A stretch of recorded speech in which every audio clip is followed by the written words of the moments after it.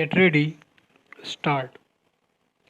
Now, coming back to the question of minorities, you will please find why this particular resolution has been so widely put in that it might include a religious minority as well, a linguistic minority as well, or an economic minority, as some honorable members rightly pointed out.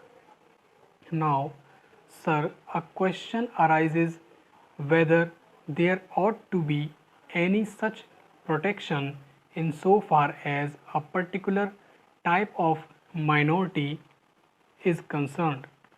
I shall deal with the question of minorities at some length, but you will please find, sir, what the honorable mover wants is that there ought to be a permanent minorities commission.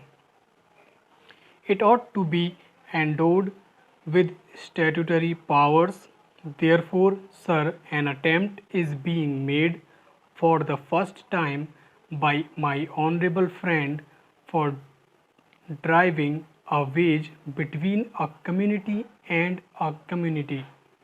So far as the Constitution is concerned, as my honorable friend rightly pointed out, whenever the question of minorities arises, we have to be extremely careful.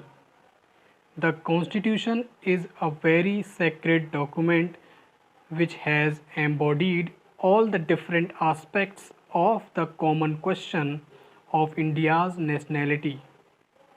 India is one in spite of different types of languages and religions. But in the midst of all these diversities, we have to develop a common nationality. Therefore, whenever we consider the question of the development of the nation and the interest of the nation, you cannot afford to think in terms either of religion or of language. It is true, sir, that there are different religions. It is also true that there are different languages. Therefore, a question arose, and the framers of the Constitution had to devise a constitution in the midst of the unity of India with certain diversities here and there.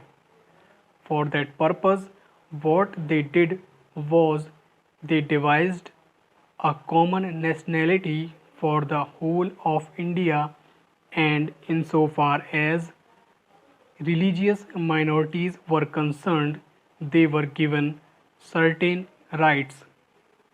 I would not go into the details regarding the provisions of the fundamental rights regarding the practice of religion. Certain rights have been given to the religious minorities, and beyond that, it would not be proper to bring in the religious minorities for political rights. For that, we have to be extremely careful.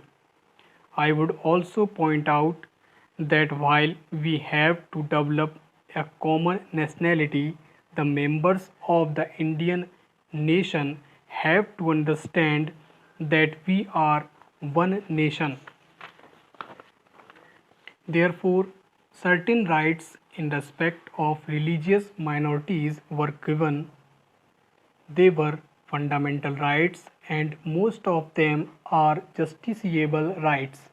Here we stopped so far as the religious rights were concerned. Then a question arose, what ought to be the attitude of not only the government but the society regarding the languages. It was true that there were certain interests of the religion languages. Now, these languages required to be developed, but they were not meant for dividing one man from the other. So, in 1956, when the states were formed, to a certain extent on the basis of language. What was done was not to have a state with cent% people belonging to the regional language, because there were bound to be people belonging to different languages. That was the reason why this question was considered at great length, and the States Reorganization Commission also went into this question of linguistic minorities. It was bound to arise here and there because they were likely to feel that their rights and safeguards given to them might or might not be properly implemented. So this question was considered first by the State Reorganization Commission, and they dealt with the question whether we should have a permanent minorities commission. They went into it very carefully and shrewdly.